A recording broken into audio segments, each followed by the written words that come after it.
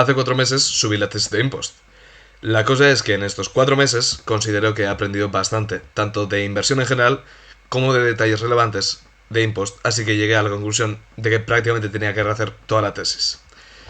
Primero, porque cuando estaba haciendo el guión de cómo analizo los MOADs, sistematizando pues todas las ideas que tenía, me di cuenta de que podía explicar muchísimo mejor, especialmente para el caso de Impost, cómo entender la marca y por qué es un MOAD. Segundo, cuando hice el vídeo de Deja de dudar de tus inversiones, también al sistematizar y resumir muchísimas ideas que tenía, dije, vale, un buen apartado de riesgos no es que si te ponen una multa, la macro, etc. Es reducir todo lo que has escrito en la tesis a las 2-4 cosas que tienen que darse para que la empresa sea igual o más rentable que antes. Y si una noticia no afecta a eso, es irrelevante. Y luego también me di cuenta de que esto es clave para mantener la convicción en la caída que ha tenido Impost. Tanto para entender que la cuestión de Allegro en el sentido propio es irrelevante y que la adquisición de Yodel muy probablemente salga bien, aunque sea una empresa con EBITDA negativo y que ha hecho que los márgenes de Impost en UK se desplomen y por tanto también a nivel de grupo. Tercero, cuando entiendes estas dos cosas, es que puedes creerte por qué lo que está consiguiendo hoy, que es batir al mercado en cada mercado en el que opera, lo va a mantener en el futuro. Y si algún trimestre no lo bate, por algún punto porcentual o lo que sea, mantener la convicción de que en los próximos trimestres volverá a batir al mercado. Cuarto, también me di cuenta de que tenía margen en la tesis para explicar mejor la expansión concreta a cada país, especialmente Francia y luego UK, que también podía especificar mejor la situación que tienen DHL y otros proveedores de logística tradicionales para comprender mejor la posición competitiva de Impost. Luego también descubrir la historia de Rafal, el fundador de Impost, y cómo esto hace que muy probablemente la expansión se está haciendo bien, todo se está haciendo bien y te da mucha convicción. Quinto, y cuando entiendes todas estas cosas, entiendes por la idea de que solo maneja un 0,5% de los paquetes del mercado, no es un, vale, tiene mucho margen para crecer y con que capture algo lo va a hacer muy bien, sino que te lleva a la conclusión de que no, es que es muy probablemente un multibagger, porque está en fase de creación de su MOAD y toda empresa con MOAD significativamente grande concentra el mercado en él, y que además ahora mismo estás en una oportunidad value, por así decirlo, porque está cayendo por cuestiones que no son relevantes para la tesis o que incluso la confirman, pero con ruido de mercado. Sexto, y cuando entiendes que muy probablemente sea un multibagger, entiendes que sería un error vender, incluso cuando llegase a los precios objetivos que pondré luego en la sección de valoración. Esta idea la trato un poco en el vídeo que hice sobre la valoración, aunque luego haré uno más específico sobre cómo me planteo yo la gestión de cartera. La idea es que no hay posible error de perderte una oportunidad en el sentido de haber vendido barato cuando tú creías que estaba a precio justo o incluso ya caro, no de que vendas y luego suba un poco por volatilidad, eso es irrelevante, ¿no? No hay posible error cuando eres capaz de estimar todos los free cash flows que tendrá la empresa, los descuentas a presente a la tasa que sea tu rentabilidad objetivo y ya, lo que te salga ahí, si la capitalización llega a eso, vendes y fin. Pero en una compounder eso nunca sucede propiamente, porque el mercado no descuenta todos los free cash flows. No puede, salvo que llegue a valoraciones muy locas. Y por eso siempre estarías vendiendo barato, aunque creas que sea precio justo o ya caro incluso, mientras, evidentemente, la tesis en la empresa se mantenga. Conclusión, al ver todas estas cosas dije, mira, aunque las conclusiones sean las mismas que en la tesis, tengo que explicarla mucho mejor. Y aquí estoy. Paréntesis, para los que hayáis visto ya la anterior tesis o los comentarios incluso de los resultados del Q2 y del Q3, como en esta tesis algunas partes se repiten y otras son significativamente nuevas o mejoradas, en la descripción está todo ordenado y clasificado por capítulos para que podáis saltar a las que os interesan. Las que tienen OB significa que son obligatorias, en el sentido de que en esa sección hay cosas significativamente nuevas o mejoradas respecto a la tesis inicial base. Y las que tienen Q2 significa que eso que aparece está casi igual que en el comentario que hice a la Q2 y que por tanto, si la habéis visto, os la podéis saltar. Lo mismo con las que tienen Q3. Y las que tienen Q2 y Q3 significa que tendríais que haberos visto ambas. Ahora sí, hecha la introducción, vamos con la tesis. Primero de todo tenemos que comprender un mínimo sobre la logística. La logística completa, es decir, todo lo que puede abarcar la logística es igual a fulfillment, más entrega de última milla, más devoluciones si aplica. Fulfillment son todos los procesos desde que el producto está disponible en inventario, es decir, en el almacén, hasta que se entrega al transportista. Básicamente se almacena en almacenes enormes, se organiza de forma tal que facilite la selección eficiente y cuando entra un pedido se localizan y recogen los productos, el proceso de selección, picking, se empaqueta, packing y se entrega al transportista. Luego está la entrega de última milla, transporte desde el almacén hasta el cliente final. Es la parte más costosa y crítica. Se suelen distinguir 3 niveles. Primera milla, que es la recogida de paquetes. Media milla, el transporte de los centros de clasificación, es decir, los almacenes enormes, a centros de distribución locales. Y luego está la última milla, que es la entrega desde esos centros de distribución locales a el domicilio o, como veremos, puntos de entrega fuera del hogar. Nótese, muchas de estas cosas hoy en día se hacen con inteligencia artificial. ¿Qué hace la inteligencia artificial?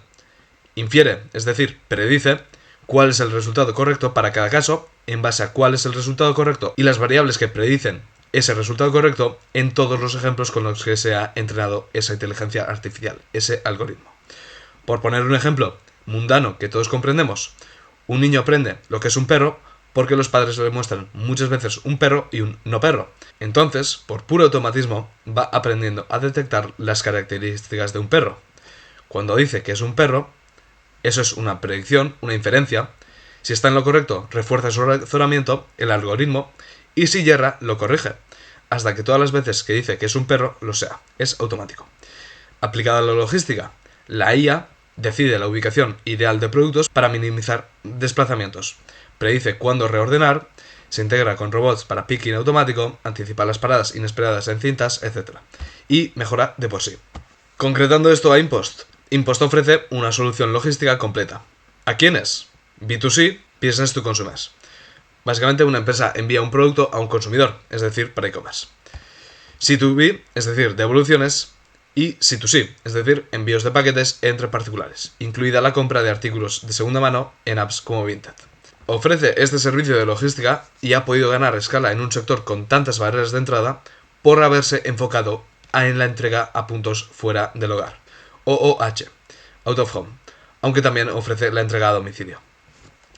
Existen dos tipos de punto de entrega OOH, APMs y PUDOs. APM son máquinas automatizadas de paquetería. Taquillas enormes donde se meten los pedidos, el cliente llega, muestra un QR al escáner y recoge el paquete. Su casillero se abre y recoge el paquete. PUDO son puntos de entrega y recogida, básicamente negocios físicos asociados con Impost en los que puedes ir a recoger el pedido. En general, las APMs son una mejor propuesta de valor para el cliente, en tanto no estás limitado a recoger el pedido en los horarios que tiene la tienda física, la PUDO.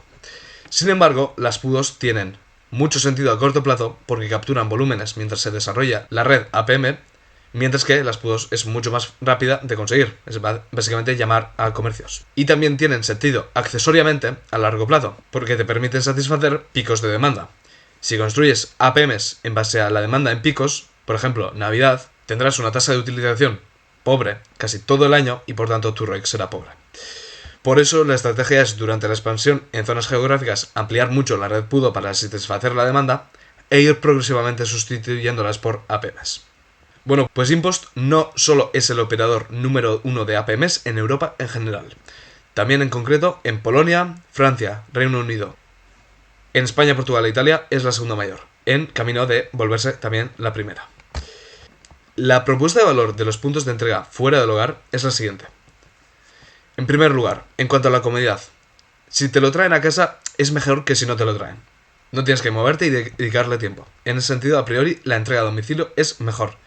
Sin embargo, salvo que vivas en una urbanización con casa propia, segura, etc., se devuelve al e-commerce y tienes que reorganizar la entrega, lo cual suele ser más incómodo que salir un momento de casa. Y un 20-30% de todas las entregas a domicilio terminan siendo fallidas. Por tanto, si la experiencia del cliente es equivalente en cuanto a bajo sacrificio y tiempo, la entrega OOH se vuelve netamente superior porque evitas la reorganización de entrega. Por eso Impost busca maximizar lo siguiente: población que tiene una APM a menos de 7 minutos andando. Eso implica que en el mejor escenario los recoges mientras vuelves del trabajo, supermercado, etc. Y en el peor escenario que tengas que andar un poco solo para eso. En segundo lugar, donde las APMs no solo es que sean o puedan ser equivalentes, sino que son superiores por necesidad, es la eficiencia. Se entregan muchísimos paquetes en un mismo sitio en vez de recorrer las distintas calles para entregar cada paquete. Por eso, la productividad de InPost es 8-12 veces superior a la entrega a domicilio tradicional. Eso trae los siguientes beneficios. Primero, posibilidad de entregas mucho más rápidas. En Polonia, mercado en el que empezaron y tienen la red más madura que en otros países, el 98,5% para las APMs de InPost se entrega el día siguiente. InPost ha demostrado ser un socio fiable, especialmente durante periodos de picos de demanda. Un ejemplo claro es que los pedidos en Polonia el 23 de diciembre se entregaban el 24 de diciembre. Segundo, menos emisiones, siendo esta una preocupación creciente. 97% menos emisiones de CO2 para la entrega en APMs versus domicilio en Polonia. Y gracias a que casi todos los pedidos en toda Polonia se hacen a APMs, no solo de InPost, Polonia es uno de los mercados e-commerce más eficientes energéticamente de todo el mundo. Tercero, reducción de costes, por tanto precio. Requieren 86% menos de mano de obra y consumen hasta un 76% menos de combustible que la entrega a domicilio normal. Eso implica una reducción en el precio final de 25-50%. No es lo que hemos visto del 80% porque también están los otros costes de los almacenes, etc.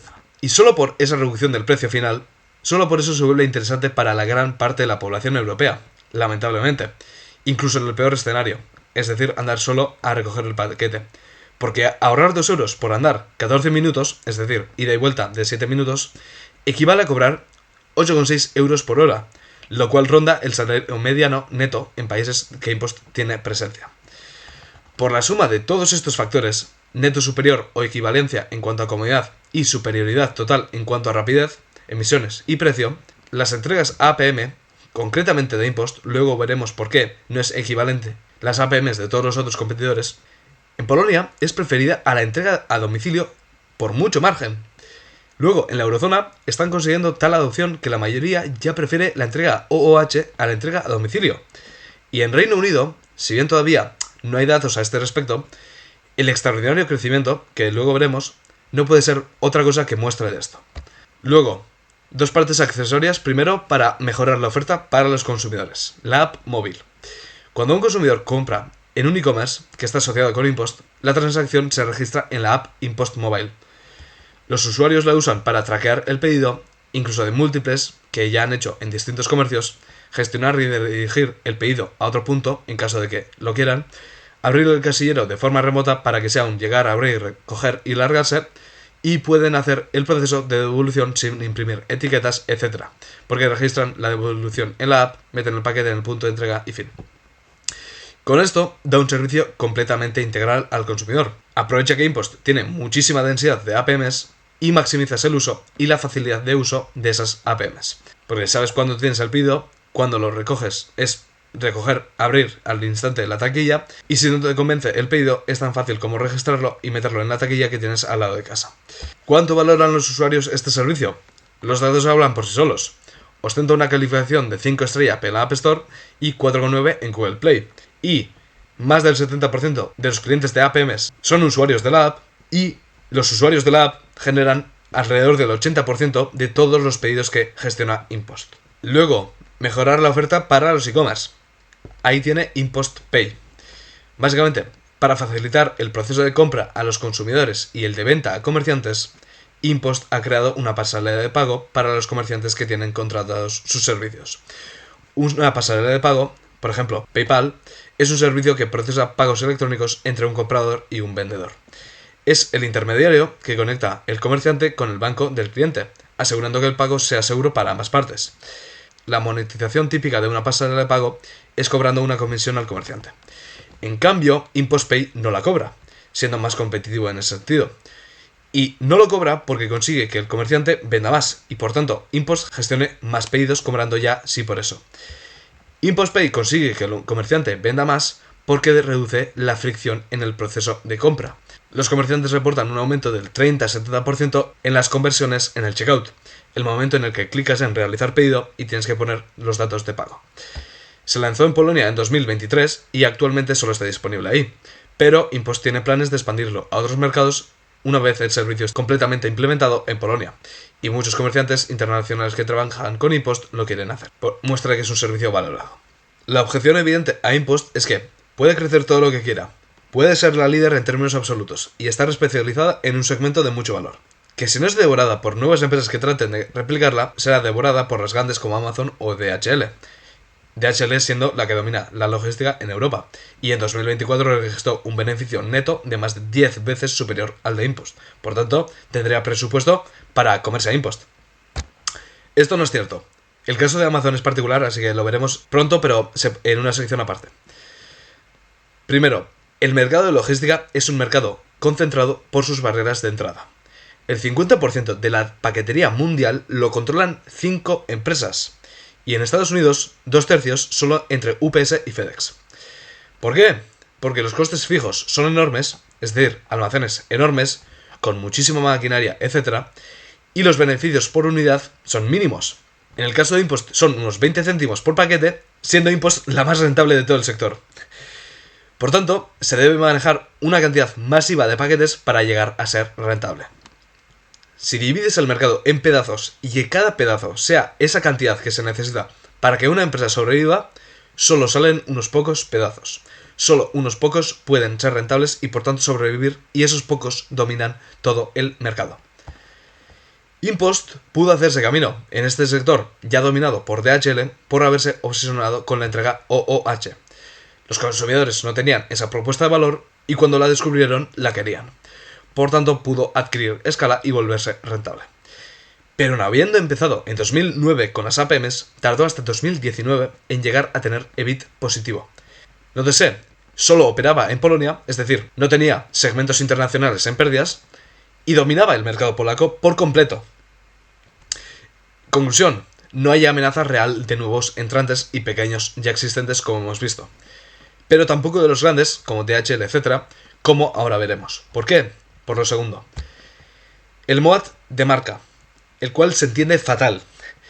Una marca no es notoriedad, sino tal grado de influencia en el comportamiento que tus clientes no quieran a otro.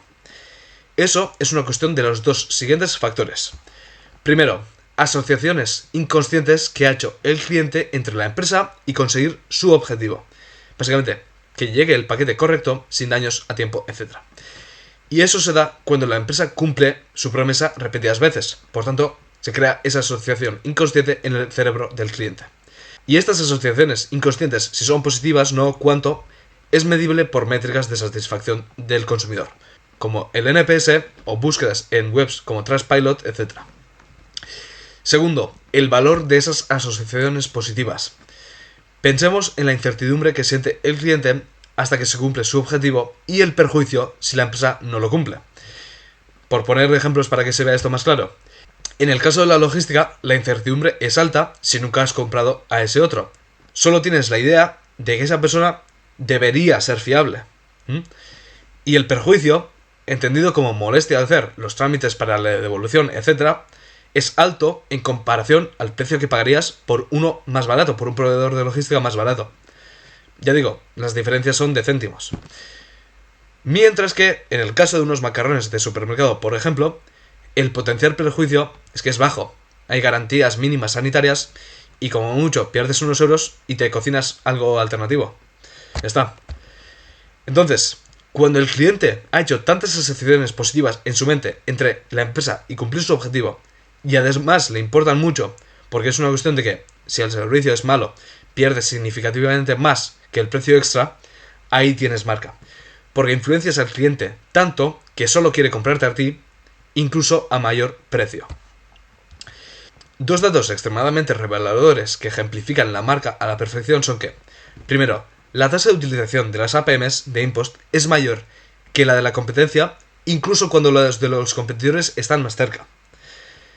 Segundo, cuando los comerciantes dejan de tener a Impost como proveedor de logística, experimentan una caída del 25% en la conversión, y eso les lleva a volver a contratar a Impost en poco tiempo. Y se estima que solo una bajada del 4% en la conversión deja de compensar un descuento del 25% en el precio por delivery que pueda ofrecer un competidor, según el estudio de Granular Capital que os dejaré en la descripción. Este es el punto. Por más dinero que tenga DHL, no puede crear una red APM tan densa como la de InPost, porque su tasa de utilización sería pésima, por tanto el retorno sobre su inversión. La marca protege el modelo de APMs de InPost frente a gigantes como DHL. Si ninguno es capaz de rentabilizar sus APMs al mismo nivel y no lo es capaz de hacer por la tasa de utilización, entre otras cosas, ninguna justifica hacerlas crecer tanto en expansión como en densidad al nivel de InPost. Por eso, aunque InPost tenga unos beneficios 10 veces inferiores a DHL, y que DHL conoce las APMs desde 2003 porque fueron ellos quienes las crearon, InPost simplemente les copió la idea y se obsesionaron con ella para Polonia, InPost es la líder en APMs en Europa y es la que más está haciendo crecer el número de APMs en términos absolutos en toda Europa. Las consecuencias de estas dos cosas que hemos visto es lo que hacen que InPost sea una empresa extraordinaria. Primero, la imagen de marca real, es decir, influencia, combinada con una estructura de costes fijos enormes como la de la logística, crea una empresa extremadamente sólida y rentable. Como competidor, no solo tienes que adquirir una cantidad enorme de volumen para hacer que tu rentabilidad sea positiva, tienes que conseguir que te elijan a ti, del que no se fían o no saben si fiarse, y no al que se fíen ya por completo. Y como además el beneficio está en esas últimas unidades adicionales que te van a costar tanto adquirir, se te hace dificilísimo expandirte y por tanto poder crear asociaciones positivas. Nótese, InPost fue capaz de abrirse paso porque tenía una propuesta diferenciada. Y un competidor puede vender a una break-even, que su propuesta será cobrar 25 céntimos menos, el beneficio neto por paquete de InPost, aunque deberían hacerse ajustes por la estructura de costes, y dudo que ella, quien prefiera arriesgarse a que no le llegue el paquete bien, a tiempo, que tenga que hacer trámites de devolución, etc., por 25 céntimos. Por eso Polonia es, con diferencia, el mercado logístico europeo con mayor concentración de mercado, donde el líder, InPost, tiene la mayor cuota de mercado, 60%, porque InPost domina la satisfacción del cliente en un sector que de por sí tiende a la concentración. Un ejemplo de la fortaleza de juntar MOAT de coste y marca es el caso de la petrolera estatal Orlen Paczka, una de las mayores competidoras en Polonia. Empezó a proveer APMs en 2021, actualmente tiene alrededor de 2.500 APMs, básicamente un 20% de lo que tiene InPost, y ofrece a los comerciantes precios un tercio inferiores a los de InPost para quitarle cuota. Sin embargo, le cuesta siquiera conseguir una tasa de utilización del 10% de su red APM, según el estudio de Granular Capital al que he hecho referencia antes, lo cual implica que experimenta unas pérdidas extremas. Segundo, que InPost expanda más rápido su red APM hace que la propuesta de valor para los consumidores sea cada vez mejor y por tanto su experiencia de compra. La población con mínimo una APM a menos de 7 minutos aumenta y pueden redirigir el pedido a más sitios. Tercero, los e-commerce saben que el comprador siente la incertidumbre de que el pedido le llegue bien, a tiempo, etc. Por eso les interesa apalancarse en las asociaciones positivas que ya tienen creadas con proveedores de logística. Sobre todo porque el sector retail está muy comoditizado, por lo que tienen mucho incentivo a elegir al mejor para diferenciarse lo poco que puedan. Recuérdese lo que he explicado de las conversiones y que no compensa. Como los usuarios satisfechos con InPost compran en múltiples e-commerce y el hecho de que InPost sea quien les vaya a gestionar el pedido les mueve a comprar, como hemos visto en la parte en la que explicaba cómo la marca creaba recurrencia, si como e-commerce no contratas a InPost, estás perdiendo dinero.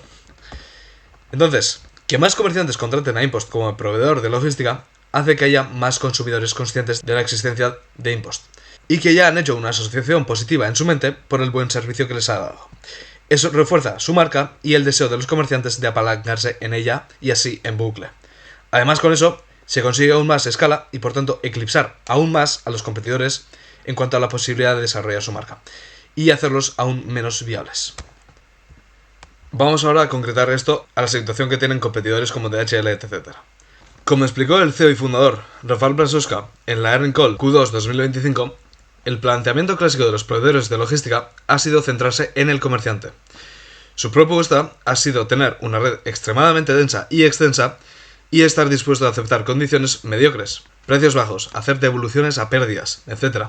Porque aunque no sean las mejores condiciones, consigues el volumen con el que tienes beneficios decentes, predecibles y además sin guerra de precios por la concentración de mercado y MOAT. En cambio, el planteamiento de Impost es distinto, porque fijémonos, el negocio es propiamente B2B, en el sentido de que lo que le haces es vender el servicio al comerciante. Pero Impost se da cuenta de que también interactúan con el consumidor, y que eso puede ser una palanca para mejorar su posición negociadora. Impost se centra en tener una red optimizada para el cliente, no para el volumen con el que consigues ser rentable. En tanto consigue que el cliente le sea leal a él, a Impost, el comerciante deja de ser quien abre o cierra el acceso al cliente al proveedor de logística. Es el proveedor de logística quien abre o cierra el acceso al cliente al comerciante. Por eso, los comerciantes hasta están más satisfechos con Impost, porque el trabajar con Impost les hace directamente ganar dinero y reputación. Por tanto, también están dispuestos a pagarle más, y no a imponer condiciones malas como que tienes que hacer devoluciones a pérdidas. Este es un fenómeno raro en logística. Un operador donde el merchant no le negocia el precio a muerte, porque no le interesa, porque el operador le rechazaría. Impost le rechazaría porque puede rechazarle, porque es él quien controla la demanda. En cambio, ni un solo consumidor ama al DHL o las otras. Son invisibles y por tanto intercambiables. Por eso, Impost puede mantener una red optimizada para el cliente y las otras no. Aceptar cualquier condición te hace dar una experiencia peor al cliente final. Pero si cortas esos malos contratos sin tener un volumen con el que compensarlos, tendrás pérdidas millonarias por la estructura de costes fijos. Y como no tienes buena reputación, no podrás conseguir ese volumen con el que compensar. Impost es capaz de discriminar entre su cliente ideal y no ideal, es decir, el comerciante que le impondrá malas condiciones que terminan en mala experiencia del cliente final y el que no.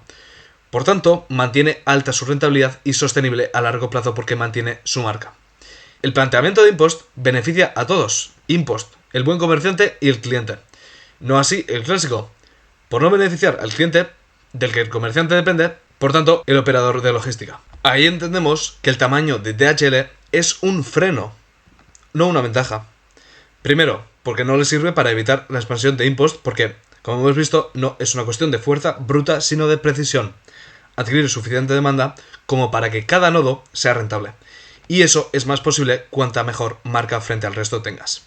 Segundo, la filosofía clásica le ha hecho aceptar malos contratos para ampliar el volumen. Así también ampliar la red, por tanto necesitan más contratos, aunque sean mediocres, más volumen, más escala, etc. Es un círculo vicioso, del que le va a ser muy difícil salir. Porque dudo siquiera que puedan cambiar sin perder muchísimos clientes. Porque su propuesta diferenciada es ser una red ultra extensa y barata. Si dejas de ofrecer eso, ¿qué te queda? Y perder unos clientes es que ya le haría tener que asumir unas pérdidas millonarias. Porque cuanto más pierdas por el camino, más te cuesta cambiar. Cuanto mayor el barco, mayor la inercia. Pero si no empieza a discriminar comerciantes para dentro de unos años tener una red basada en el cliente, tiene muchísimo riesgo a largo plazo. Y cuanto más tiempo tarda, menos viable se vuelve, porque Impost adquiere más volumen necesario para ser rentable y más entra en la mente del consumidor. Entonces, queda claro que los competidores directos de Impost no tienen ni lejos su marca, y que eso tiene consecuencias clave para la tesis. Pero tal cosa no se podría decir de Amazon, aunque en realidad su NPS es algo menor, pero bueno. La cuestión es que hay que entender el modelo real de Amazon. Amazon hace logística a pérdidas o break-even. Porque el hecho de dar una logística excelente y muy barata atrae a consumidores y comerciantes a su marketplace, que a su vez atraen a más consumidores y comerciantes. Y con su marketplace es con lo que gana dinero. Fees, suscripción, ads, etc. Amazon ofrece logística a terceros, pero aquí está la cuestión. Ofrece la logística completa y barata a terceros que se hayan integrado totalmente. Es decir, solo venden en Amazon o parcialmente en su marketplace de Amazon, es decir, venden tanto en Amazon como en su propia web. Y esto es el Fulfillment by Amazon, FBA. Pero ofrece la logística también a terceros que no se han integrado en su marketplace. Esto es el Multichannel Fulfillment. Pero no les ofrece la entrega al día siguiente. Prioriza a los de su marketplace, exige una comisión significativa porque no gana dinero con él salvo por eso, tampoco ofrece una atención al cliente y soporte para reclamaciones, etc. razón por la que este segmento representa menos del 10% del Third Party Services de Amazon. Amazon no es inversión como locos, es inversión como locos donde hay gran retorno. Desarrollar una red para quienes no están integrados en tu marketplace, sin una propuesta clara de diferenciación, es peor idea que una que tenga sinergia con todo tu ecosistema, que es el planteamiento de Amazon. Por tanto, la amenaza para InPost sería que Amazon creciese tanto que el mercado de e-commerce independiente decreciese. Pero eso no sucede ni parece que vaya a suceder. Básicamente porque casi toda la población europea conoce a Amazon y aunque ahora esté en vías de desarrollarse bien todo su ecosistema en Europa, no sería una disrupción tan grande. Y también por la simple razón de que hay e-commerce independientes y tiene sentido que existan. Por último, está el hecho de que los pedidos de Amazon en Polonia los gestiona InPost, toda la logística. De hecho, el trimestre pasado, el CEO de InPost recordó su acuerdo a largo plazo. Por tanto, la amenaza sería que Amazon creciese tanto que el mercado de e-commerce independiente decreciese sin que Amazon contratase a InPost. Y esto ya es muy poco probable. Vamos ahora con otro tema de la posición competitiva, que es la cuestión de Allegro versus InPost, y que es la razón primera de la caída en bolsa. Básicamente, la caída desde 17-16 euros hasta 13-12 se explica por esto. Tenemos que entender que InPost tiene concentración de ingresos en dos comercios, Allegro y Vinted. Allegro representa un 18% de los ingresos y Vinted un 22%. Vinted es un marketplace en línea de productos de segunda mano, como supongo que sabréis. Nótese, en este tipo de e-commerce, donde los pedidos suelen ser baratos o no muy caros, la opción barata, es decir, OOH versus domicilio, tiene preferencia, porque si no el coste total es significativamente mayor. Pero bueno, la cuestión no es esa. La cuestión es Allegro. Allegro, que cotiza con el ticker ale.ua, es esencialmente una réplica polaca de Amazon. Es un marketplace donde como e-commerce puedes vender tus productos, atrayendo más consumidores a la red, por tanto más comerciantes en bucle. También tiene una suscripción con la que consigues entrega rápida y gratis. Y pudo desarrollarse porque Amazon todavía no estaba en Polonia. Ahora sí lo está, pero ya Allegro se habría solidificado, así que no es tan fácil quitarle el puesto. Aunque esto tiene matices como veremos. El riesgo aquí de la concentración no sería que estos comercios sean sustituidos por otros. En tanto esos otros se asocian con InPost. Y teniendo eso mucho sentido, porque a esos comercios les has robado unos clientes que tienen muchísima estima a InPost. El riesgo sería que esos comercios sustituyeran a InPost como proveedor. No tanto por otros proveedores, por lo que hemos visto de que la conversión te cae mucho y por poco que te caiga ya te deja de compensar, sino sobre todo por desarrollar su propia logística. Y esto es lo que aparentemente sucede con Allegro. Hace unos meses empezó un rumor de que Allegro no renovaría su acuerdo con InPost en 2026, que es cuando termina el contrato actual. Y la acción cayó de 16 euros a algo más de 12 euros. Y ahora parece que Allegro está quitando poco a poco la opción de elegir la entrega con InPost cuando se compra en el marketplace, porque está dando solo la opción de sus propios puntos de entrega, que son las APMs, que son las llamadas OneBox o PUDOs, en tiendas como Zapka, que son tiendas pequeñas que tienen mucha presencia en Polonia. Mi opinión al respecto es doble. Primero, es un error gordo por parte de Allegro. Hubo quejas masivas en redes sociales por parte de los clientes de Allegro, más de lo que podríamos quejarnos cualquier accionista.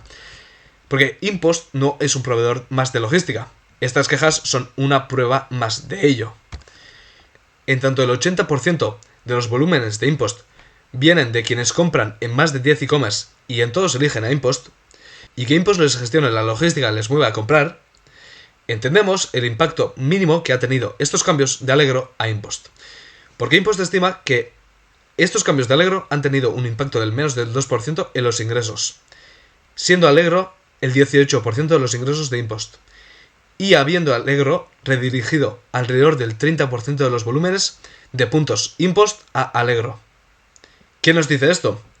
Que está habiendo sustitución, que InPost es quien controla la demanda, y Allegro, al quitar a InPost, los clientes se mueven a esos otros e-commerce de los que ya compran. Y es que, cito la analogía de Rafal en el Q2 de 2025, es básicamente que el segundón de un partido político se presenta a presidente frente a quien tiene el apoyo popular con una diferencia extrema. Y es que es el tema. Allegro está perdiendo cuota de mercado en Polonia frente a otros como Amazon y Temu, ambos trabajando con InPost, y Rafal confirmó su acuerdo con Amazon a largo plazo en esta Q2. Allegro se está arriesgando a quienes ya le están quitando cuota se la coman aún más.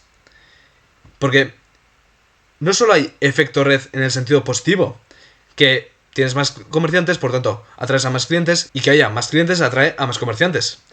Eso también se puede dar en el sentido contrario si otro es quien te está comiendo la tostada.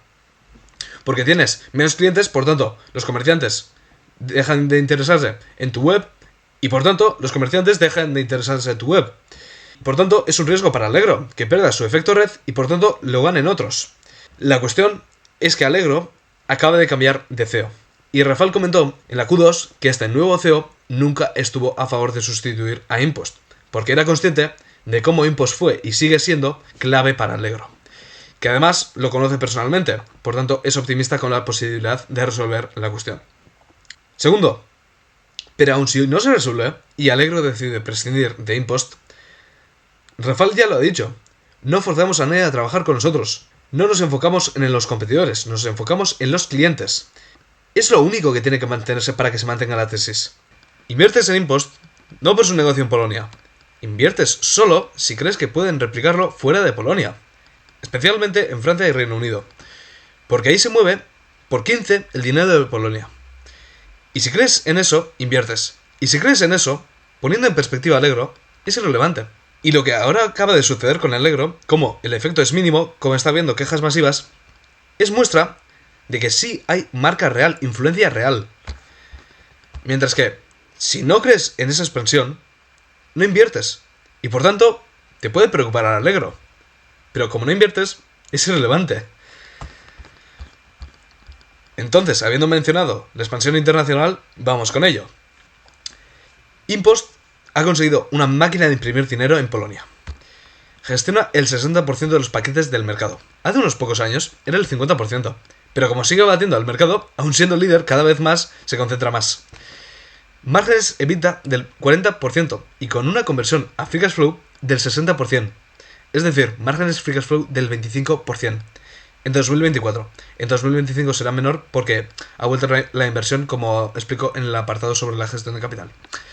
Razón por la que el ROIC en conjunto del grupo es del 15%, aun estando deprimido por el segmento internacional en pérdidas. Esto no es una particularidad del mercado polaco. InPost es capaz de replicarlo, como ahora veremos. Lo está haciendo a través de adquisiciones de empresas que tengan la infraestructura base y luego reinvertir en implementar APMs. Primero, actualmente se está centrando en Reino Unido y Francia. Reino Unido es el mercado de e-commerce más grande de Europa, con un TAM de 150.000 millones, que es 10 veces Polonia. Y Francia es el tercero con un TAM de 60.000 millones, un por 3, un por 4 de Polonia. Son datos de 2024. Accesoriamente, también está creciendo en España, Portugal e Italia, con dos adquisiciones recientes en España, Sending y Blockit. Muy interesantes, pero que no hay demasiado de tratar por el momento, por lo que nos centramos en Reino Unido y Francia. El mercado alemán es el que es segundo más grande de Europa, pero su mercado de paquetería es más competitivo y maduro, porque ahí está DHL fuerte, porque es de donde es. Aunque ha dicho que ya tiene algo de presencia vía acuerdos con terceros y que es absolutamente consciente de que tendrá que entrar en algún momento.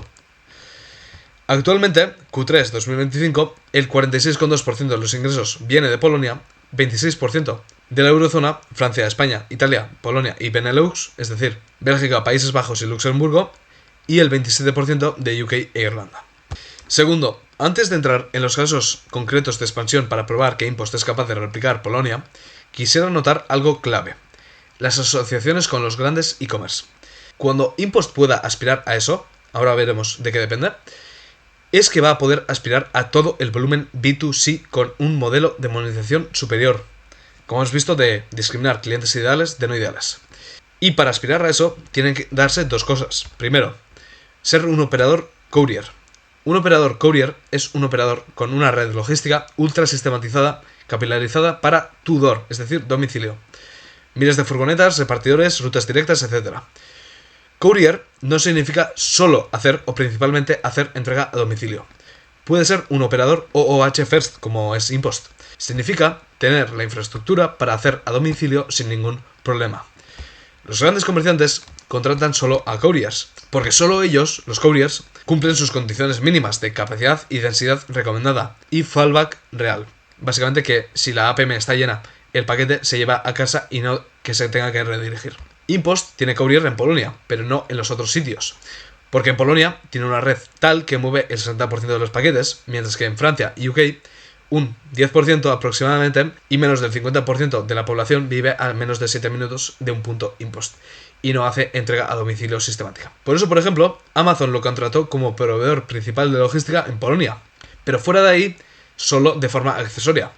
Muestra de que hacer el courier para grandes comerciantes no destruye márgenes, como hemos visto, porque Polonia es una impresora de dinero, sino hacerlo siguiendo un mal modelo como el tradicional. InPost tendrá courier en todos lados en tanto se expanda exitosamente, porque podrá tener la infraestructura base que tenga en Polonia. Segundo, solo si tienes courier puedes hacer cross-border, es decir, envíos internacionales. Si no, no puedes recoger en origen, hacer line haul internacional, es decir, transporte intermedio a larga distancia entre dos centros logísticos y entregar en destinos sin lockers suficientes. Ahí es cuando te vuelves genuinamente atractivo para los grandes comerciantes, porque primero, sus paquetes se crean en distintos países y se tienen que repartir en muchos otros, y segundo, porque cuantos más proveedores logísticos contrates para todos los pasos intermedios, peor, porque hay más errores. Por eso DHL es tan grande, porque es la que tiene esa red logística tan extensa y densa, y por tanto la que concentra todos esos grandes merchants. Pero la base es replicable, por tanto el final. Vamos ahora sí con la expansión concretamente en Francia. La entrega de paquetes al día siguiente, es decir, D+1, es cara en Francia, aproximadamente 10 euros por paquete. ¿Por qué? Porque como la población está muy dispersa, las rutas son ineficientes y por tanto el coste es alto. Parte de la estrategia de InPost en Francia es básicamente volver mainstream la entrega D+1. ¿Por qué? Porque las APMs consiguen la entrega D+1 sea mucho más posible y barata. Si InPost hace que la entrega D+1 tenga un precio razonable, la conversión de los e-commerce que tengan esto va a aumentar muchísimo. Si InPost consigue ser la primera en lograrlo, van a querer contratar a InPost. Si InPost se vuelve la mainstream y la única en tener la red que satisfaga tanto al cliente, InPost se vuelve intocable. Los clientes no quieren alternativas de los que no se fían y el margen para atraer por precio es mínimo y los e-commerce lo saben. Por tanto, no consiguen volumen suficiente como para tener esa red suficiente para hacer D+1 masivo. Y además, a más volumen maneje InPost, más posible y barato se vuelve la entrega de D+1. Y esto que digo es absolutamente viable, porque eso fue lo que pasó en Polonia. La densidad de población en Polonia es incluso inferior que en Francia.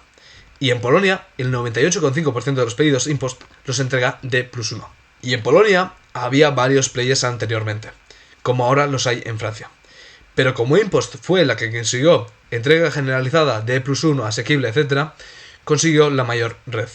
Por tanto, concentró el mercado en el que ahora domina de forma sostenida. Eso es lo que ya también está pasando en Francia. InPost adquirió Mondial Relay en 2021. Un player con una red PUDO enorme en Francia, España, Portugal y Benelux. Primero, como ya tenía el volumen de paquetes, pudo empezar a construir su red APM a la que trasladarlos. Así es que se convirtieron en el operador APM número 1 en Europa. Sigue haciendo crecer las APMs y con eso generalizando las entregas D+1. Pero todavía queda muchísimo margen, porque aun siendo ya el operador con más APMs en Francia, solo un poco más de un tercio de la población francesa vive a menos de 7 minutos de un punto OOH InPost. Segundo, al llevar los paquetes a PUDOs, se tiene que pagar alrededor de 50 céntimos por paquete al operario del negocio, mientras que el coste por paquete de una APM es de 20 céntimos, básicamente el alquiler, mantenimiento, utilities, etc. Dado que Mondial Relay ganaba 40 céntimos de EBITDA ajustado por paquete en 2022, básicamente cuando apenas había APMs y por tanto esto no distorsionaba el cálculo, ahorrarse 30 céntimos, la diferencia entre 50 céntimos y 20 céntimos, implica casi doblar márgenes, que será visible una vez dejen de estar distorsionados por la reinversión. Y más dinero implica más capacidad para reinvertir y por tanto más rapidez a la hora de expandir su red y conseguir la marca y dominar el mercado. Tercero, consecuencia de todo esto y de su obsesión por la satisfacción del cliente, han conseguido dar una vuelta de 180 grados a Mondial Relay. Ha pasado de ser considerada una empresa low cost y baja percepción a una de las top 50 marcas más valiosas de Francia y la que más NPS tiene en el sector, dando un sorpaso a la empresa líder La Poste. Pero es que todavía queda mucho y siguen mejorando trimestre a trimestre. La marca que tiene Impost en Polonia no es una cosa particular. Muestran que son capaces de replicarlo, y por tanto no encuentro motivo por el que no podrían replicar la dominancia también. Y es que en Polonia llevan 16 años con las APMs, en Francia solo 4. Ahora, respecto a la expansión en UK e Irlanda. Llevan ahí desde hace varios años, pero el movimiento más relevante lo hicieron en el Q1 de 2025, la adquisición de Yodel. Yodel era un player mediano de Irlanda e Inglaterra, que estaba sufriendo las consecuencias del planteamiento clásico de la logística. Tenía courier y contratos con los grandes e-commerce del país. Como el mercado se concentraba cada vez más en menos players, el volumen del que Yodel dependía era cada vez menor, teniendo por tanto márgenes negativos crónicos y estando al borde del colapso financiero. Pero tampoco podía pivotar porque el volumen caería aún más, por tanto las pérdidas aumentarían, sin tener una estrategia para compensar esa pérdida de volumen. Pero precisamente esto es lo que lo hace una adquisición atractiva para Impost. Primero, porque han adquirido una infraestructura base completa y contratos con todos los grandes e-commerce. La operación, cito a Impost, les ha permitido adelantar 5 años. ¿Por qué? Porque tienen el volumen y la infraestructura sobre el que pegar su modelo ya probado en el mercado británico. Segundo, porque lo han adquirido mucho más barato que una empresa sana. Tercero, lo pueden reestructurar, pueden cortar malos contratos porque tienen el modelo para atraer al tráfico que compense. Y muestra de esto es que la tasa de utilización de la red en Inglaterra, confirmada en el Q3 2025, es del 80%, lo cual es superior a Polonia. DHL, en cambio, no podría hacer esto, no podría hacer esta reestructuración, porque no sabe cómo hacer para la satisfacción del cliente. Dado el crecimiento en UK, se convierte en el segundo mayor mercado de Impost, 27% de los ingresos, y más del 50% de los ingresos de Impost ya viene fuera de Polonia. Pero con la adquisición de una empresa con EBITDA negativo, y citando a Michael Rose, que es el director de la parte internacional, infrainversión extrema y falta completa de automatización, y que quieres reestructurar además, no viene sin que te ensucie por completo la apariencia de las cuentas. Básicamente, con la cuestión de Allegro, la acción estaba cotizando entre 13-12 euros, pero por Yodel está hoy a alrededor de 10 euros. Consecuencia del desplome de beneficios general y la necesidad también de cambiar el guidance de EBITDA que dieron al principio de este año para el full year de este año, dado que, sin embargo, esta caída generalizada se debe a Yodel. Fin. Porque el resto de países lo está haciendo muy bien y el CFO dijo que el Q2, excluyendo Yodel, los márgenes EBITDA hubieran sido del 20% en UK e Irlanda, lo cual es aproximadamente 5 puntos porcentuales más que hace un año en UK e Irlanda. Y esto es creíble porque la tasa de utilización de la red es del 80%, lo cual es superior a Polonia, y no están bajando precios, más bien los están subiendo. Y en la earning call Q3, el CFO dijo que para finales del próximo año, en el segmento de Reino Unido e Irlanda, volverán a tener los márgenes que tenían previos a la adquisición de Yodel. Y Michael asegura que es cuestión de trimestres, ni de lejos de 2-3 años. Y aquí es que cito a Rafal en este Q3. Estamos seguros de que lo que estamos creando en UK nos va a asegurar un fuerte liderazgo a largo plazo en UK, el mercado más importante de Europa. Paréntesis, ¿por qué es esto? Porque consigue el courier, la infraestructura base y el volumen asociado a eso. Sigo la cita. Tomamos decisiones mirando a medio y largo plazo, no por resultados trimestrales a corto plazo. No hay cambio en la estrategia, nos mantenemos absolutamente comprometidos en ejecutar nuestra visión a largo plazo. Y nuestra ambición se mantiene, ser el proveedor número 1 de logística para e-commerce en Europa. Cierro la cita. Y una vez entendido esto, entendido el MOAT de costes y marca y la expansión basada en adquisiciones, podemos entender por qué crece más que el mercado en todos los mercados en los que opera, por qué esto lo va a seguir y por qué a largo plazo creo que es un multibagger. Cito a Rafal en la última earning call. Recuerdo con los resultados del Q2 de este año que la gente decía que esto era el fin de Impost, que a partir de ahora perderá cuota. Paréntesis porque creció solo un punto porcentual más que el mercado, cuando solo hace un año crecía 10 puntos porcentuales más. Cierro paréntesis y sigo la cita. Bueno, el Q3 muestra nuestra fortaleza. Esto no es un juego trimestre a trimestre, es un juego estratégico, en el que al final de la partida creo que solo habrá 2 players en Polonia. El resto van a morir. Vemos lo mismo en UK, cómo ha cambiado en los últimos 10 años. Antes había más de 15 players y ahora solo 4. Esto va a continuar en cada mercado. Los players pequeños no pueden sobrevivir. Paréntesis por lo que hemos explicado de los costes. Cierro paréntesis y sigo la cita. Los medios se están adquiriendo. Paréntesis, entre nosotros los adquiere Impost. Cierro paréntesis. Ahora es el juego entre los grandes. Estamos entre los grandes. Y estamos ganando en satisfacer tanto comerciantes como clientes. Esta es nuestra estrategia y foco único. Cierro la cita. Se mueven 200.000 millones de paquetes por año en el conjunto de los 9 países en los que Impost tiene presencia. Impost en el último año entregó 1.100 millones. Y los hechos son los siguientes. El mercado se está concentrando e Impost tiene las herramientas, es decir, la marca y la cultura, para que se concentre demasiado en él. E Impost consigue ingresos y beneficios superiores a cualquier otro por unidad, porque es capaz de discriminar a sus clientes ideales de los que no. Rafal ha declarado en múltiples ocasiones que su ambición actual es destronar a DHL, la proveedora logística número 1 de Europa, la cual ingresa 24 veces más que Impost, aun teniendo una oferta y cultura peor y monetización peor de su red. DHL tiene presencia en Polonia y Moat de coste, pero Impost domina el mercado polaco con una cuota de mercado del 60% y creciendo más que el mercado aún así. Esto solo se explica por la marca y la cultura, la cual está infravaloradísima. Y sin esto no entiendes por qué Impost es una multibagger y por qué va a adquirir mucho de esos 200.000 millones de paquetes. Y es que además hay una opcionalidad positiva, que es la app móvil. Rafal ha dicho en la última earnings call algo muy importante. Cito: cuanto más pedidos, más datos recolectamos sobre el comportamiento de los consumidores, que servirá para nuestra agenda futura en la que la IA será un pilar. Cierro la cita. Entiendo perfectamente que cuando una empresa hoy en día habla de ella, cuando su negocio no tiene nada que ver con ello, y además ha caído en bolsa, suele ser mala señal. Pero no creo que este sea el caso. Como hemos visto, IA no es ChatGPT. Eso es una LLM, Large Language Model, una modalidad de la IA. IA es inferencia estadística, infiere la respuesta correcta en base al feedback con el que se le ha entrenado. Hace unas semanas se rumoreó que Impost está desarrollando un algoritmo de recomendaciones de productos para su app móvil. El algoritmo, la IA, sabría las preferencias y patrones del usuario porque habría usado la app para seguir sus pedidos. Por tanto, analizaría las necesidades de los usuarios y los dirigiría a las ofertas en las tiendas que mejor se ajusten a sus preferencias.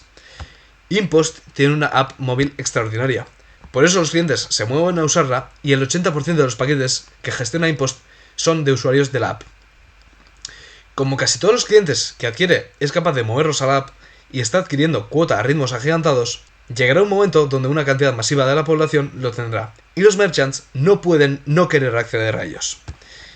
Esto sería un incentivo adicional para que los comerciantes contratasen a Impost, y por tanto el flywheel de Impost con la ventaja de costes y marcas se acelerase. Y podría monetizarse tanto con comisión como sin comisión, así como se hace con Impost Pay, donde al no cobrar comisión son más competitivos y lo monetizan por el mayor número de paquetes gestionados. Además de que el propio Impost Pay estuviese integrado, lo haría una propuesta más interesante para los consumidores y comerciantes. Y esto de la opcionalidad de la app móvil tendría mucho sentido una vez Impost consiga el suficiente alcance a nivel europeo, tanto en cuanto a reconocimiento de la gente como el alcance de su red logística. Quizá los marketplaces a los que vende se enfadasen, pero primero, como vemos con el caso de Allegro, no pueden quitar a Impost así como así. Segundo, muchos ni tienen red logística. Y tercero, esos marketplaces serían cada vez más irrelevantes en los beneficios de Impost y compensados por la app. Vamos terminando. La directiva. El CEO es Rafal Brzoska, quien a su vez fue quien la fundó en 2001. En 2006 empezó a gestionar la entrega de cartas. Y eso hizo que los trabajadores postales de la empresa estatal polaca, Poczta Polska, se declarasen en huelga. Los acusaban de capitalistas que querían destruir el bien nacional polaco. Pero eso hizo que toda Polonia se enterara de la existencia de Impost, y gracias a su superioridad fue comiéndoles el mercado. En 2009 empezó la gestión de paquetes vía APMs, y aunque funcionó muy bien, en 2015 la empresa pasó su peor momento.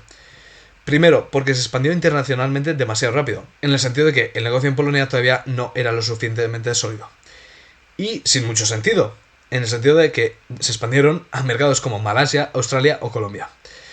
Segundo, la empresa estatal polaca de paquetería competía ilícitamente. Consecuencia de esto, Rafal tuvo los documentos de bancarrota sobre la mesa hasta 10 veces, pero rechazó el camino sugerido por los asesores, básicamente declarar recorte a los acreedores, priorizando pagar todas sus deudas, proteger el máximo número de empleos y su reputación. Buscó inversores, recibiendo el no de 50, hasta que el Private Equity Advent aceptó, vendió activos a precios risorios, los directivos mostraron una madurez enorme porque aceptaron salarios a plazos y con retraso, y Rafal no cobró durante varios años y solicitó préstamos privados con altos intereses para pagar sueldos de empleados, llegando a poner su casa privada como garantía. Declaró que simplemente quería mirarse al espejo sabiendo que había luchado hasta el final y que nunca nadie podría acusarlo de haber estafado a nadie. Y entonces sí, con un balance saneado, la nueva estrategia fue concentrar el capital para, primero de todo, construir en Polonia una red tan extensa y densa que fuera impenetrable y pudiese ya con tiempo expandirse internacionalmente, no ir pasando de mercado a mercado. Así revolucionó el mercado polaco, haciendo que las APMs se convirtiesen en el método de entrega mayoritario en todo un país y reduciendo a la irrelevancia al resto. Y la empresa salió a bolsa en 2021 y Rafal así se convirtió en una de las personas más ricas de Polonia. Ahora, respecto al skin in the game. Primero, Rafal posee el 12,5% de la empresa y en base a las estimaciones sobre su patrimonio, vemos que tiene el 70-90% del patrimonio en impost. Ese, si va más al 70% o al 90%, es que depende de la cotización, evidentemente. Su objetivo es ser el operador logístico más grande de Europa, destronando a DHL. Y declaró que una vez que ese objetivo se cumpla, considera que será el momento de ceder el testigo, cito, a otros que establezcan una nueva meta más alta. Muestra de que no hay riesgo de hombre clave en impost, es decir, que dependa del CEO si va bien o mal la empresa. Porque probablemente ya haya sistematizado y transmitido su conocimiento para que sea replicado por otros. Así como que probablemente seguirá teniendo mucho control ante potenciales errores del futuro CEO, porque seguirá teniendo el 12,5% de la empresa y casi todo su patrimonio en ella. Segundo, casi toda la remuneración, más del 80% de la directiva, es variable, distinguiéndose dos tipos. Primero, el Short Term Incentive, que son pagos monetarios en base a objetivos de EBITDA ajustado, eso es el 60% de esta parte, y el otro 40% es reducción de emisiones y desarrollo de talento. Y luego está el Long Term Incentive, que es pago en acciones después de un periodo de rendimiento de 3 años, en base a objetivos de EBIT. El resultado de esto, de estas dos cosas, es que la directiva no ha incumplido sus guidance de ingresos o beneficios desde que cotiza en bolsa, es decir, desde hace casi 5 años, con la única excepción presente por lo que hemos visto de Yodel, pero que se compensará por completo y por tanto no debería importar a quien invierta a largo plazo. En cambio, los grandes de la logística los incumplen o recortan frecuentemente, aun teniendo a priori una posición más sólida. En los últimos 10 años, DHL 8, FedEx 10, UPS 14. Gestión de capital. Como antes he dicho, el foco de la empresa está en crecer, y para ello se han centrado en reinvertir. Es lo que deben hacer, para crecer el beneficio a largo plazo y expandir su MAD. Solo que hace unos años reinvertían tanto más que sus beneficios que llegaron a niveles de más de 3 veces deuda neta EBITDA. Y por eso que en 2023-2024 apenas reinvirtieron y se centraron en reducir deuda y acumular caja, lo cual aumentó el free cash flow y con ello subió mucho la cotización. Gracias a eso, a haber reducido la deuda y aflorar el free cash flow, primero de todo, la calificación crediticia ha mejorado y va mejorando. Moody's la califica BA2, pero con perspectiva positiva, es decir, que podría subirla a BA1. BA2 es 2 escalones por debajo de lo que se le da a empresas de calidad y poco riesgo, lo que se llama grado de inversión, y BA1 sería solo un escalón por debajo. Y Fitch ya dice que se merece estar solo ese un escalón por debajo, por el crecimiento y la mejora de la deuda. La califica BB+, pero con perspectiva estable, no positiva. Segundo, ha podido reestructurar la deuda. El CFO comentó en la earnings call Q3 2025 que ahora pagan un interés del 4% y que si usasen más de lo que está acordado sería del 6%. Porque ahora lo que hacen es pagar 1,5% más la tasa variable en la que se hacen los préstamos interbancarios en Polonia, siendo la tasa a la que se hacen los préstamos interbancarios una tasa de interés mínima, frente a un 8 o 9% que es lo que pagaban antes. Actualmente ha vuelto a reinvertir agresivamente en CAPEX de expansión, aproximadamente un 120% del free cash flow del año pasado, según el último guidance, y la deuda neta EBITDA con eso queda en aproximadamente 2 veces. Y es que es la tesis, tiene que reinvertir. Fin. Por último, desde la salida a bolsa no ha habido dilución del accionista, y parece que no la habrá. En todo caso, pudiera haber algo de recompra de acciones, que es lo que hubo en las caídas masivas que hubo en 2022 en la cotización. Vamos con los riesgos. Por definición, el valor de cualquier empresa depende de los beneficios futuros que conseguirá. Por tanto, depende de los rendimientos que saque de su inversión y cuánto dinero presente está sacrificando para invertir, y por tanto sacar esos rendimientos. El apartado de riesgos, que debería importar a un inversor por fundamentales, no sería más que aquello que impediría que esa rentabilidad se diese a largo plazo, es decir, que empeorase el ROIC. En el caso de InPost, la rentabilidad que saque de su red logística, tanto la presente como la que está creando, depende, en última instancia, solo de dos cosas si lo piensas bien. Primero, la tasa de utilización de esa red. Si se utiliza mucho, habrá mucha rentabilidad. Si se utiliza poco, habrá pérdidas. Y segundo, que sea capaz de subir los precios acorde al CPP, Cost per Parcel, coste por paquete. Básicamente los costes variables asociados, véase, pagar la gasolina, al transportista, etc. Todo lo que afecte a la contabilidad, más allá de esas dos cosas, solo puede ser inversión presente, no lo que impide que esa inversión vaya a tener rentabilidad. Por tanto, vamos a analizar cada una de estas cosas. Primero, la tasa de utilización depende de que el mercado de e-commerce independiente tenga sentido. Segundo, que el nuevo modelo para proveer logística, OOH, tenga sentido. Que los consumidores sigan queriendo a InPost, porque si eso se cumple, también los e-commerce querrán contratar a InPost. Y que la empresa no se exceda con la densidad o extensión de la red. Examinemos pues estos puntos. Primero, vemos que el e-commerce no solo tiene sentido, sino que crece a dígito simple alto en general. Segundo, la logística OOH tiene sentido, y por eso crece incluso más que a domicilio. Pero incluso si no la tuviese en algún momento, también reparte a domicilio, y la infraestructura base, es decir, centros de almacenaje, clasificación, etc., sirve para ambas cosas. Solo se perdería, por tanto, el ROIC de las APMs, y eso es más una cuestión de diferenciación inicial que le permite ganar escala y por tanto tener la infraestructura base sobre la cual el ROIC se te compensaría. Tercero, InPost es la empresa preferida por consumidores y comerciantes, y la única que muestra ser capaz de conseguir mejorarlo y replicarlo en otros sitios. Cuarto, la directiva sabe cómo hacer bien la expansión de la red, y con el crecimiento de volumen que tienen, incluso si errasen, sería una cuestión de tiempo. En suma, esencialmente no hay riesgo significativo. Segundo, que pueda subir precios, como mínimo, cuánto le suben los costes depende esencialmente de su posición competitiva. Y ya hemos visto que el sector se está concentrando cada vez más y que InPost tiene una marca y los clientes están dispuestos a pagar más que las alternativas, básicamente porque a pesar de que tiene un precio premium, sigue creciendo más que el mercado. Y además está mejorando la marca más que cualquier otra. Estas pues son las dos cosas claves a vigilar. Y en tanto estas dos cosas se cumplan, tasa de utilización y MOAT, y que InPost tenga los mayores argumentos para que se cumplan, será la que mayor ROIC tenga. Por tanto, la que más pueda expandir su red, por tanto la que domine el mercado por pura estructura de costes. El riesgo fundamental, porque sería el que afectaría a la tasa de utilización y precios, es que el consumidor dejase de valorar la reputación, es decir, las asociaciones positivas. Que por tanto, no hubiese marca en el sentido de influencia. Por tanto, se perdiese la recurrencia y el precio premium. Pero eso parece improbable, por lo que hemos explicado antes, y ejemplificado en que nadie está dispuesto a arriesgarse a que el pedido le llegue mal o tener que hacer trámites de devolución, etc., por ahorrarse unos céntimos. Así pues, los motivos para vender serían: primero, que otro consiguiera tener una red de APMs tan densa y extensa como la de InPost, con una tasa de utilización similar, evidentemente. Que amplíes la red sin tener retornos, eso es cuestión de temporal que lo vas a tener que cortar.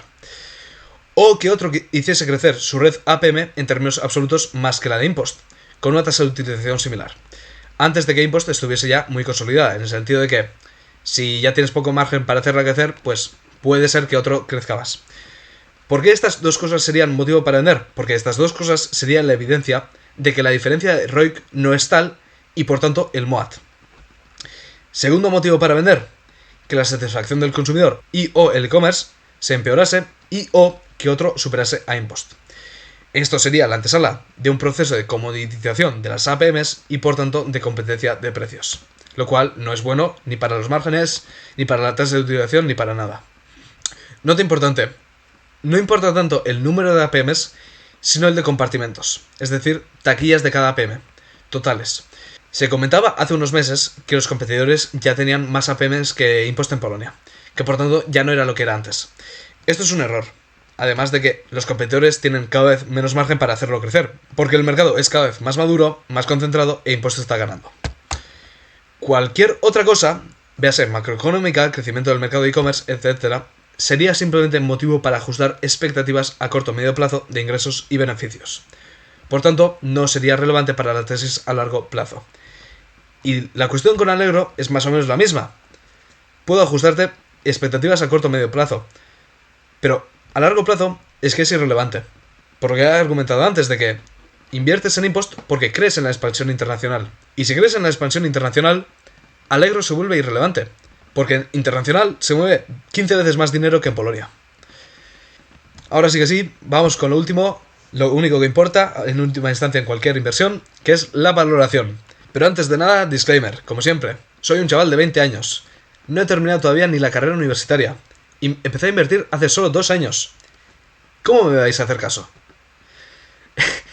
Entonces, ahora sí, la valoración. El punto aquí es que no hace falta hacer ningún cálculo sofisticado porque es un fat pitch evidente. ¿Por qué? ¿Por qué? Por las caídas que hemos visto que son injustificadas para un inversor a largo plazo por fundamentales. Entonces, las asunciones para la valoración serían las siguientes. Primero, en cuanto a ingresos. Para el full year de este año, 2025, un más 35%. Es el mínimo del guidance, porque estiman entre un 35% y un 40%, y en base a los trimestres presentados, parece absolutamente razonable que lo cumplan. Segundo, para los próximos 2 años, es decir, 2026 y 2027, un más 15% anualizado. ¿Por qué? Porque se espera que el mercado de e-commerce crezca 9% anualizado hasta 2030 en Polonia, Francia 11%, UK 6%, España 15%, Italia 10%, Portugal 10%. Es decir, el mercado aproximadamente crecerá un 10%, y es que por progresiva concentración del mercado, marca, implementar Impost Pay, etc., ya bate consistentemente a todos los mercados en los que opera, y puede seguir batiendo al mercado incluso donde ya es líder absoluto.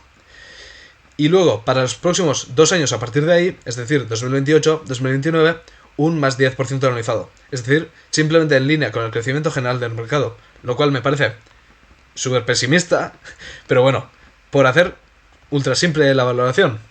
Segundo, en cuanto a los márgenes EBIT, basta que simplemente vuelvan a tener los mismos que los presentados a finales de 2024, es decir, 18%.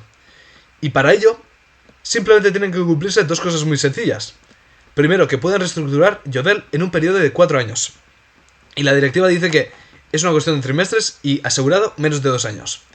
Y segundo, que haya un poco de apalancamiento operativo en el resto de zonas. Porque en tanto fuera de Polonia creces más, si por segmentos simplemente se mantienen márgenes, en conjunto habría menos margen que en 2024. Es decir, tienen que mejorar algo. Repito, en ausencia de Yodel ya se habría dado en UK y de otras adquisiciones también en Europa. Tercero, tasa impositiva del 24%, tasa de interés del 5%. Cuarto, ni dilución ni trato, es decir, recompras o dividendo, al accionista.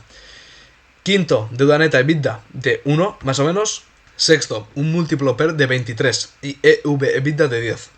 Paréntesis, no lo hago con EV Free Cash Flow, como hice en la tesis anterior, porque es que en realidad tendrías que normalizar el CAPEX de expansión a partir de ese periodo de 5 años y no sé hasta qué punto es razonable, simplemente porque todavía tendría muchísimo margen para seguir creciendo. Por tanto, lo hago así. Y el punto es, el mercado ya ha valorado a mucho más que esto. Antes de la caída por Allegro y Yodel cotizaba PER 35. Es decir, no es que sea una acción ilíquida y exótica que siempre cotizará barato y por tanto me estoy sacando estos múltiplos de la manga. Es absolutamente razonable porque después de esos 4 años no solo quedaría muchísimo crecimiento del volumen y márgenes, quedaría muchísimo margen, especialmente de conversión a Free Cash Flow.